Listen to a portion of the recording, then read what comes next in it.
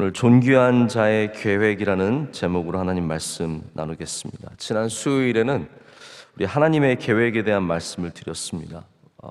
이방에 있는 수많은 우상들은 전혀 계획이 없다라고 말씀드렸습니다. 이 세상의 신은 잘못된 신들은 계획을 세울 수 있는 능력 자체가 없고 계획이 없습니다. 그러나 오직 우리 여호와 하나님은 계획이 계시고 또 계획을 위해서 일하시는 분이다라고 말씀을 드렸습니다.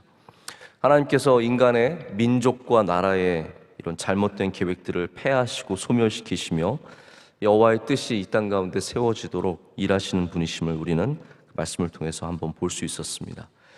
하나님께서 계획이 있으시다는 말씀은요, 다시 말하자면 하나님은 일하시는 분이시라는 뜻입니다. 자, 계획이 있으면 일을 해야죠. 계획이 없으면 일도 안 합니다. 그러나 하나님은 뜻이 있으시고 계획이 있으시기 때문에 일하시는 분이십니다.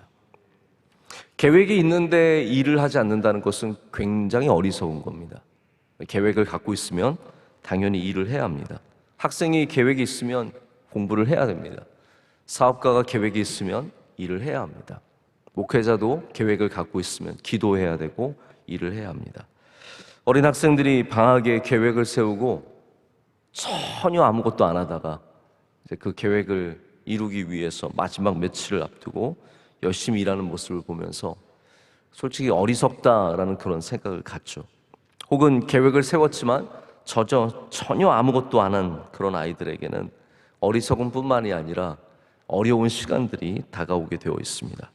그래서 하나님께서는 일하시는 분이시며 계획을 갖고 계신 분이시며 하나님의 뜻을 이루시기 위해서 지금도 일하시는 줄로 믿습니다. 그래서 예수님께서도 유대인들이 안식일을 하나님의 뜻과 멀어져서 형식적으로 지키는 모습들 보시면서 내 아버지께서 일하시니 나도 일한다 라고 말씀하신 이유는 하나님의 계획은 항상 변치 않고 늘 우리로 일하시게 하시는 그런 계획이기 때문입니다. 우리가 하나님의 계획에 참여하는 일은 기도입니다. 할렐루야. 우리가 기도할 때 우리는 하나님의 계획을 알게 되죠. 하나님의 뜻이라고 하는 하나님의 계획을 알게 되고 또 하나님의 뜻에 부르심을 받아서 감히 우리가 하나님과 함께 일하게 됩니다. 또 예수님께서 가르쳐 주신 것처럼 우리가 기도할 때 또 하나님께 구해야죠. 우리 기도는 하나님께 여러 가지 방법으로 나아가는 통로인데 하나님께 구하게 되면 구하는 자에게 일하시는 하나님을 만나게 됩니다. 이게 참 어떻게 보면 감히 우리가 그렇게 할 수 있을까 싶은데 우리가 하나님께 구하면 하나님은 일하십니다. 우리에게 주시기 위해서, 응답하시기 위해서 역사라는 말이 우리가 굉장히 멋진 표현인 것 같지만 역사가 영어로는 work예요. 하나님이 일하신다는 뜻입니다. 하나님 역사하여 주시옵소서. 그게 하나님 우리를 위하여 일하여 주시옵소서거든요. 하나님은 기꺼이 우리를 위해서 일을 하시는 분이십니다. 그래서 기도하면서 하나님이 듣지 않는다고 생각하면은 그 믿음이 진짜 없는 겁니다. 우리가 지금 기도하면요 하나님 일하시기 시작합니다. 사랑하는 자녀가 예수님 말씀에 자녀가 떡을 달라고 했는데 돌을 줄 자가 어디 있으며 생선을 달라고 했는데 뱀을 줄 자가 어디 있냐고 말씀하시잖아요. 우리 어린 자녀들이 엄마 배고파 하는데 너 가만히 있어라 하는 그런 엄마가 어디 있겠습니까? 엄마 배고파 하면은 엄마는 일어나서 일하기 시작하는 겁니다. 아빠 뭐 갖다 줘. 저는 가끔 제가 내가 이래도 되나 싶을 때가 있어요. 저희 아들이 아빠 물 갖다 주면 저도 모르게 제가 벌떡 일어납니다. 벌써 이미 컵을 가지러 가고 있어요. 가다가 약간 속상한 거예요. 야, 물은 네가 먹어야지. 근데 저는 아이들이 아빠 뭐 갖다 주면 저도 모르게 벌떡 일어나서 이미 벌써 걸어가고 있는 거예요. 여러분, 우리 하나님께서 우리가 기도할 때 일어나셔서 일하십니다. 하나님은 그렇게 우리를 사랑하시는 분이시고 우리 가운데 역사하시는 분이십니다. 근데 오늘 말씀은 인간의 계획에 대한 말씀입니다.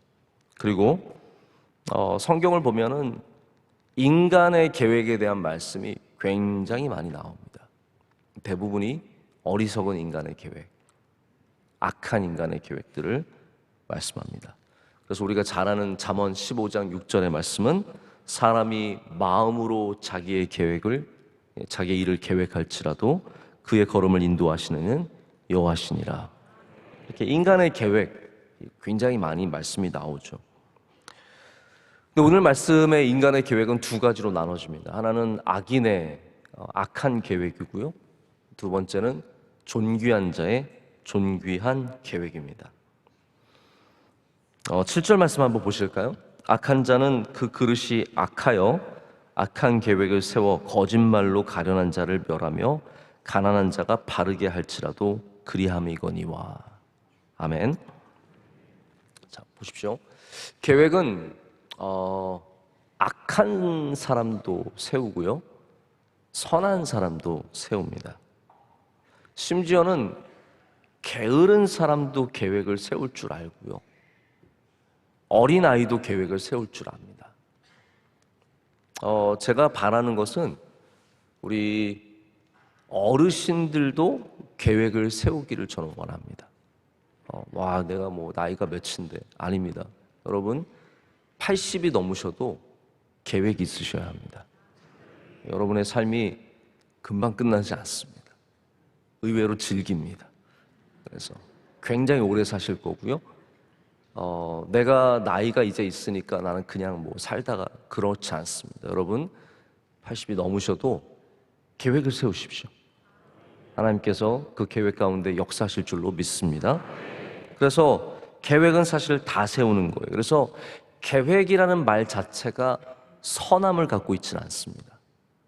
나는 계획을 세우니까 나는 굉장히 괜찮은 사람이야, 그렇지 않습니다. 오늘 말씀을 보면 계획이 문제가 아니라 악하면 악한 계획이 되고요, 악한 사람은 악한 계획을 만들게 되어 있고, 존귀한 사람은 존귀한 계획을 만들게 되어 있다라고 말합니다. 그러니까 다시 말씀드리자면 계획은 악인도 세우고 의인도 세우고 아이도 세우고 어른도 세우고 남자도 세우고 여자도 세우고 누구나 세울 수 있습니다. 초등학교 2학년 시험 문제 이런 문제가 나왔습니다. 새해가 오면 계획을 세우지만 3일도 못 가서 안 하게 되는 것을 무엇라 하는가? 뭐죠? 작심삼일이죠. 그래서 힌트로 앞에 작자를 붙였어요. 그리고 나머지 세 글자를 채워라. 한 아이가 작은 삼촌이라고 썼어요.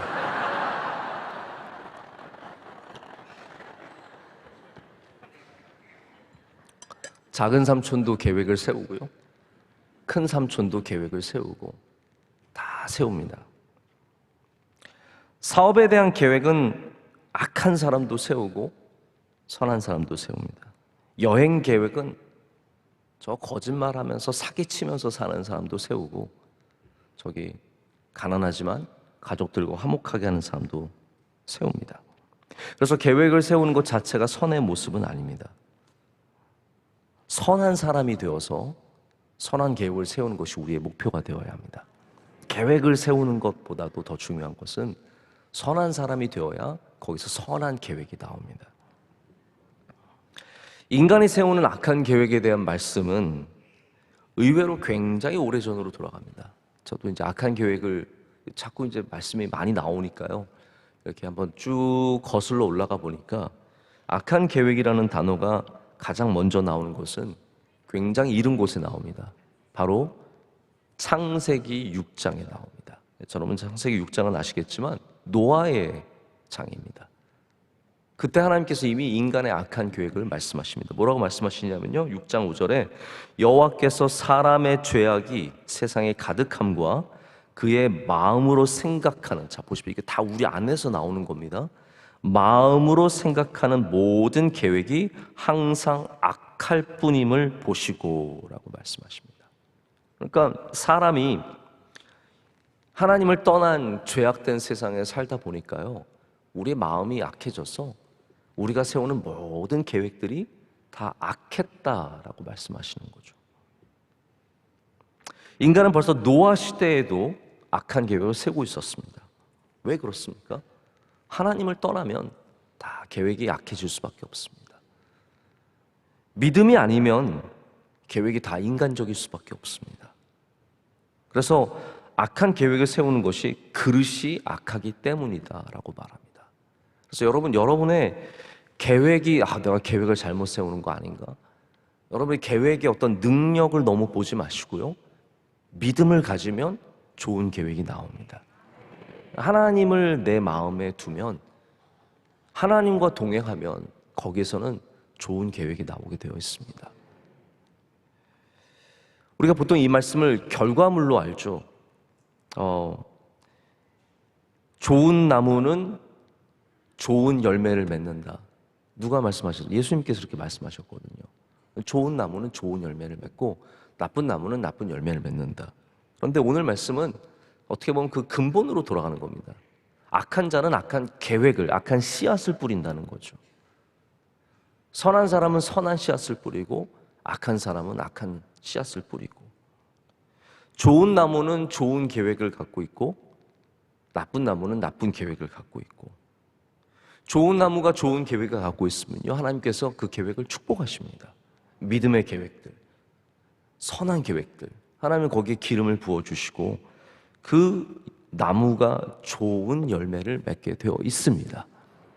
여러분의 자녀가 믿음을 가진 선한 자녀가 되게 하시면 인생에 좋은 계획을 갖게 되어 있습니다. 그러나 아무리 똑똑하고 아무리 잘났어도 하나님을 떠난 삶을 방관하시면 그 아이는 저절로 나쁜 계획을 갖게 될 수밖에 없다라는 거죠. 히브리어가 여기 굉장히 이제 보통 우리가 언어 유희라고 하는, 히브리어에는 이런 구절들이 굉장히 많습니다. 이렇게 비슷한 단어들을 갖고 서로 이렇게 대비를 시키는 거죠.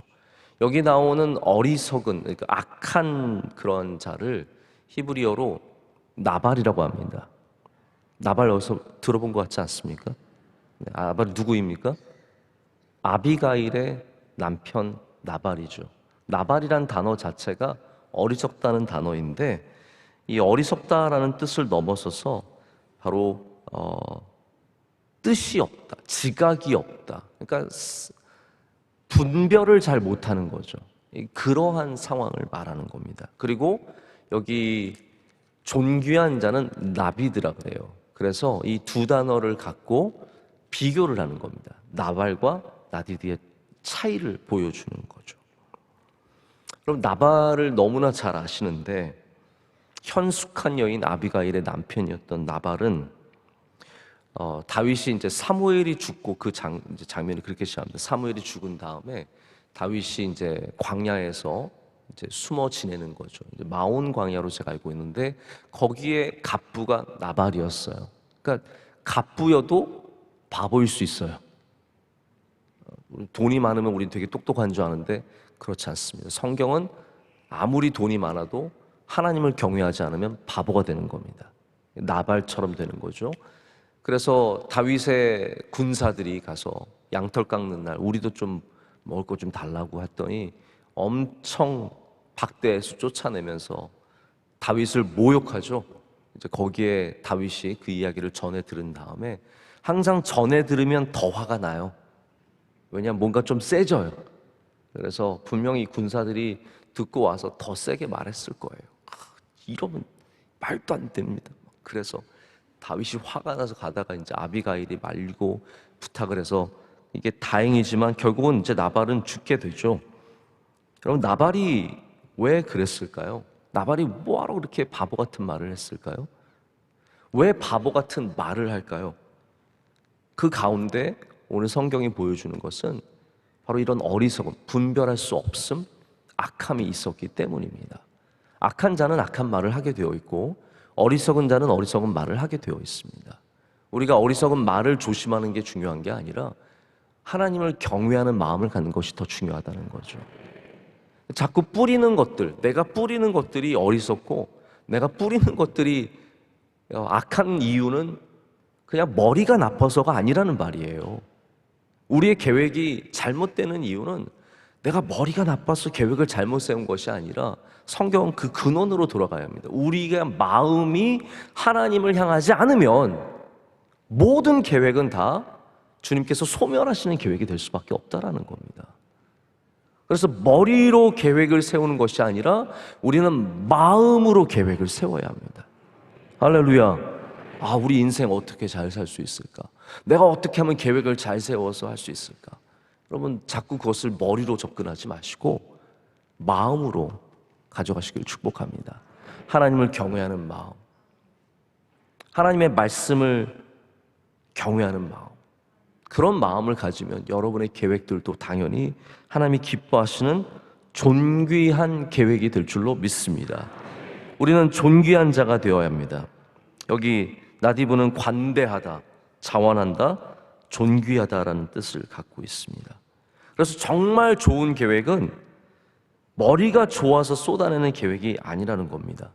만약에 회사나 학교나 교회나 심지어 교회도 그냥 똑똑한 사람들이 모여서 계획을 세우는 게 가장 좋은 일이면 여러분 어떻게 되겠습니까?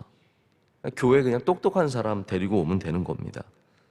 똑똑한 사람들이 계획을 세우면 잘하니까요. 근데 저도 이렇게 많은 목회자들 만나보고 그분들의 계획을 들어보면 그냥 똑똑한 사람이 내놓는 계획이 절대로 성공하지 않습니다. 여러분 살아보셔서 아시잖아요.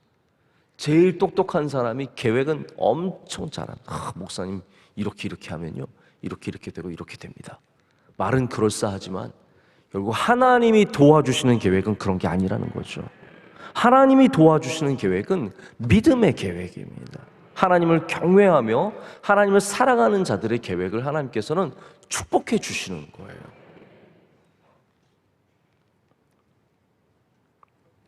그래서 용사의 계획도 지혜 있는 사람의 계획도 다 망하는 겁니다. 똑똑한 사람들의 계획이 다 무너지는 겁니다. 압살롬이 얼마나 좋은 사람들과 함께 쿠데타에 성공했습니까? 압살롬이 그래서 다 갔지만 오늘 목사님 얼마 전에도 압살롬 말씀해 주셨는데 다 잘했지만 그의 계획이 싹 다 무너지는 거예요. 여러분 무너졌지만 할렐루야 아닙니까? 우리가 두려워하지 말아야 할 것은 악한 자의 계획은 무너지게 되어 있습니다. 하나님께서 거기에 복을 안 주시거든요. 압살롬 다 모든 것 갖추었고 완벽하게 이루어진 것 같지만 하나님께서 그 계획이 성공하지 못하도록 막아주시는 거예요. 왜냐하면 인간의 계획들, 하나님을 경외하지 않는 자의 계획은 다 하나님의 뜻 가운데서 제외되기 때문입니다. 우리는 믿음으로 세우는 계획이 아름답다는 사실을 꼭 기억해야 합니다. 앞으로 우리는 어디 살아야 할까요? 강남에 살아야 할까요? 강남 다음으로 좋은 하남에 살아야 할까요? 강동에 살아야 할까요? 아니면 조금이라도 강남 쪽으로 가서 그래도 이름이라도 얹을 수 있는 송파에 살아야 할까요? 여러분 믿음으로 계획을 세우십시오. 어디 가면 돈을 더 많이 벌고 어디 가면 내가 조금 더 명예롭게 살 수 있어. 그것보다도 믿음으로 계획을 세우십시오. 우리 아들 누구랑 결혼? 저는 벌써 그 걱정합니다. 우리 아들 누구랑 결혼할까? 우리 딸 누구랑 결혼할까? 어디서 얼마나 멋지게 살 것인가? 믿음으로 계획을 세워야 합니다. 우리 아이들을 어떻게 공부시켜야 할까? 수능을 어떻게 준비하고 어떻게 교육이 변화되고 있고 여러분 유행 따라가지 마시고 믿음으로 계획을 세우십시오. 앞으로 노후는 어떻게 할까? 믿음으로 계획을 세우십시오. 그러면 하나님께서 하나님을 향한 믿음으로 세우는 계획들을 기름 부어주시고 복을 더해 주신다라는 겁니다.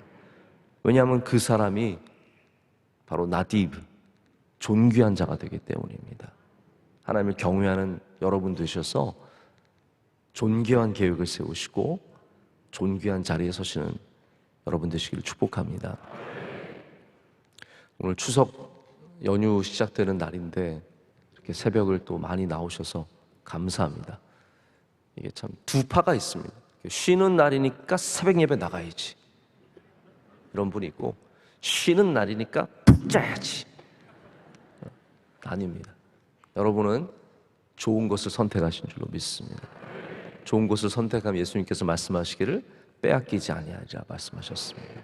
이 빼앗기지 마시고 새벽을 잘 지켜주시고, 내일은 저희가 이제 토요일 새벽을 깨우는 가정인데, 저희가 여러분들이 또 부담 갖고 그러실까봐 저희 교육자들도 또 다 쉬기 때문에 토요일 새벽 깨우는 가정을 하지 않고 평상시와 같이 새벽 예배로 드리게 됩니다. 그래서 예배를 잘 지켜주시고 나오실 분들은 다 나오셔서 새벽 예배로 그래서 교구 상관없이 오셔서 이렇게 오늘처럼 앉아주시면 되니까 새벽 예배 잘 나와주시기를 부탁드리겠습니다. 함께 기도하겠습니다. 하나님 감사합니다. 오늘 주님의 은혜 가운데 새벽을 깨우게 하시고 예배하게 하여 주시고 주님을 기뻐하게 하심을 감사합니다. 하나님, 우리의 인생에 세우는 많은 계획들, 우리 물질의 계획, 자녀의 계획, 가정의 계획, 여러 가지 많은 계획들이 있는데 그 가운데 하나님, 우리가 먼저 주님을 경외하며 선한 마음을 갖게 하여 주시옵소서. 그래서 우리가 세우는 모든 계획들이 출발부터 선한 계획이 될 수 있도록 은혜 내려 주시옵소서. 하나님, 여기 악한 자가 한 명도 없게 하여 주셔서 어느 누구의 계획도 악하지 않으며 헛되지 않으며 세상적이지 않도록 주님께서 은혜 주실 줄로 믿습니다. 우리 여호와의 계획을 항상 기뻐하며 주님께 기도하며 주님께 나아가게 하여 주시옵소서. 하나님, 오늘도 새벽을 깨우며 기도할 때 우리 기도를 들어주시고 응답하여 주시오며 기도의 제목 가운데 주님의 뜻이 이루어질 줄로 믿습니다. 하나님, 가정마다 주의 복을 부어 주시옵소서. 하나님, 올해도 좋은 추석을 맞게 하시면 감사합니다. 하나님, 모든 것이 풍성한 이 시기에 또 어렵게 사는 분들이 많이 있습니다. 하나님, 가난한 자들, 연약한 자들을 돌봐주시고 또 지금 이 시간도 병석에 누워서 있는 분들, 수술을 앞두고 있는 분들 하나님께서 일일이 위로하여 주시며 그들 가운데도 주님의 선하신 뜻을 이루어 주시옵소서. 대한민국 위에 은혜 내려 주시옵소서. 이 나라를 불쌍히 여겨 주시고 주의 장중에 붙잡아 주시옵소서. 우리 명성교회에 은혜 내려 주시옵소서. 불쌍히 여겨 주시며 주의 복을 날마다 채워 주시옵소서. 추석에 여러 곳을 오가는 성도들 안전을 지켜주시고 하나님, 가족들 모일 때마다 평안과 기쁨과 감사가 넘쳐나게 하여 주시옵소서. 오늘 예배를 섬기는 주의 종들 올려드립니다. 기도하신 집사님의 기도를 기뻐 받아 주시오며 하나님께서 기도 가운데 응답하여 주시고 갑절의 은혜를 가정과 집사님 가운데 내려 주시옵소서. 사랑하는 원로 목사님, 늘 많은 일들을 감당하실 때 주님 항상 함께하여 주시옵고 하시는 일들이 좋은 계획이 되어서 많은 열매를 얻게 하여 주시옵소서. 우리 선교사님들을 지켜주시고 하나님, 우리 교회의 많은 선교의 사역들에 많은 좋은 열매들이 맺히게 하여 주시옵소서. 이 모든 것을 감사함으로 주님께 아뢰며 예수 그리스도의 이름으로 기도드립니다. 아멘.